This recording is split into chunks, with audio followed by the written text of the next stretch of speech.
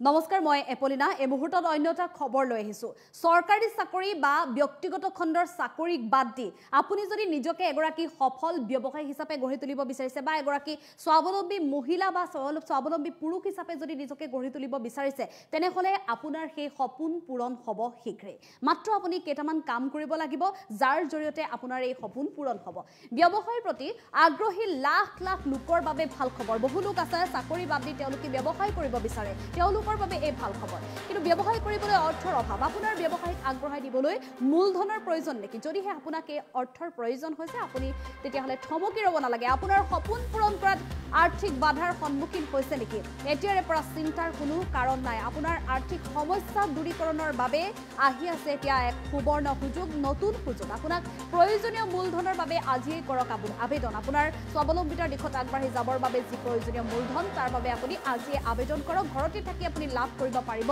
ঋণৰ সুবিধা আপুনি কি ধৰণে এই ঋণ লাভ কৰিব মাত্ৰ সাজু কৰক আপোনাৰ নথিপত্ৰ প্ৰথমতে আপুনি বাছনি কৰক আপুনি কি কাম কৰিব তাৰ পিছতে আপুনি সাজু কৰক আপোনাৰ প্ৰয়োজনীয় নথিপত্ৰ 24 ঘণ্টাৰ ভিতৰতে আপুনি পাব ভাল খবৰ ইতিমধ্যে ৰাজ্যৰ বহু পুৰুষ মহিলা স্বাৱলম্বিতাৰ দিশে অগ্ৰসৰ হ'ব পাৰিছে স্বাৱলম্বী হ'ব পাৰিছে নিজকে স্বাৱলম্বী হিচাপে গঢ়ি তুলিবলৈ সক্ষম হৈছে কিদৰে হৈছে তেওঁলোকে এটা সময়ত আছিলে যিসকল মহিলা কেৱল পাকঘৰৰ গৃহিণী আছিলে তেওঁলোকৰ ঘৰখনৰ গৃহিণী আছিলে পাকঘৰত তেওঁলোকে গোটেই দিনটো পালন কৰিছিলে তাৰ পিছতে পুৱাৰ পৰা গধূলিলৈকে মাত্ৰ ঘৰখনৰ আলহী অতিথি বা ঘৰৰ অন্যান্য সদস্যক তেওঁলোকে আলপৈচান ধৰি থাকোঁতে গৈছিলে তেওঁলোকৰ হাতত দুটকা পইচা নাছিলে মাত্ৰ ঘৰখনৰ যিগৰাকী মূল উপাৰ্জনকাৰী তেওঁৰ হাতলৈ মুখলৈ চাবলগীয়া হৈছিলে প্ৰয়োজনীয় সামগ্ৰী কেইপদ ক্ৰয় কৰিবলৈ কিন্তু এতিয়াৰ মহিলা তেনেধৰণৰ হৈ থকা নাই এতিয়া প্ৰতিগৰাকী মহিলাই হৈ পৰিছে স্বাৱলম্বী প্ৰতিগৰাকী মহিলাৰ হাততে যেটো বিভিন্ন ধৰণৰ প্ৰতিভা আছে কোনোবাই যদি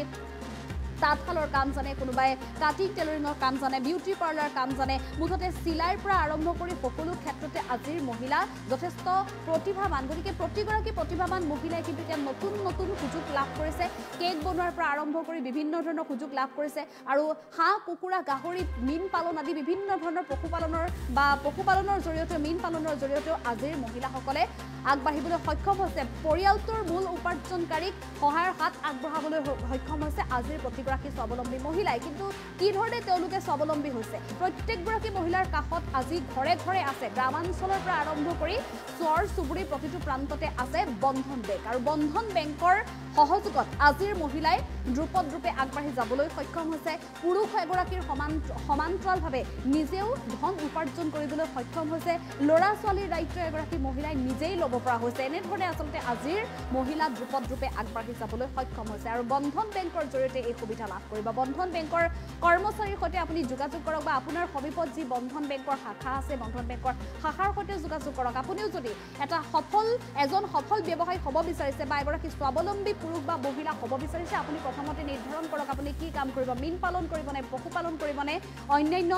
ব্যৱসায়িক প্ৰতিষ্ঠান আৰম্ভ কৰিব আপুনি মাত্ৰ বাছনি কৰক আপোনাৰ কৰ্ম মূলধনৰ কাৰণে আপুনি ভুলতো চিন্তা কৰিব নালাগে আপোনাৰ সমীপৰ বন্ধন বেংকৰ শাখালৈ যাওক বন্ধন বেংকৰ শাখালৈ গৈ আপুনি কথা পাতক আৰু আপোনাৰ উদ্দেশ্যৰ কথা উল্লেখ কৰক আপোনাৰ প্ৰয়োজনীয় নথিপত্ৰৰ সৈতে আপুনি ফৰ্ম ফিল আপ কৰক আৰু 24 ঘণ্টাৰ ভিতৰতে আপোনাক সহায় আগবঢ়াব কেইবাটাও উদাহৰণ আছে আজিৰ দিনটোত এই কেইবাটাও উদাহৰণ কেইবাগৰাকী মহিলা আছে কি ধৰণে তেওঁলোকে বন্ধন বেংকৰ সহায়ত আগবাঢ়ি গৈছিলে তেওঁলোকৰ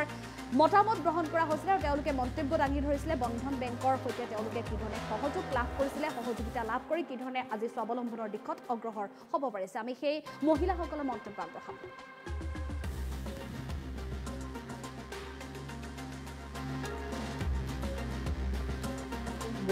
গৰু পালিছো যাতে আগেদি আৰু আমি এনেকে আয় উন্নতি কৰিব পাৰো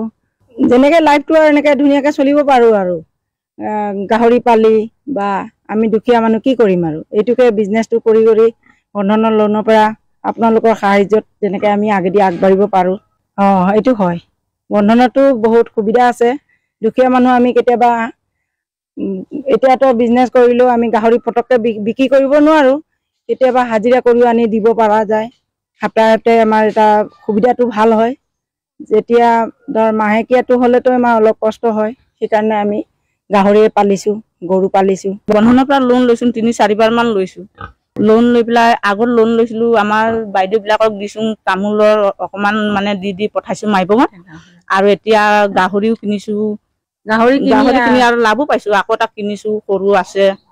ঘৰতে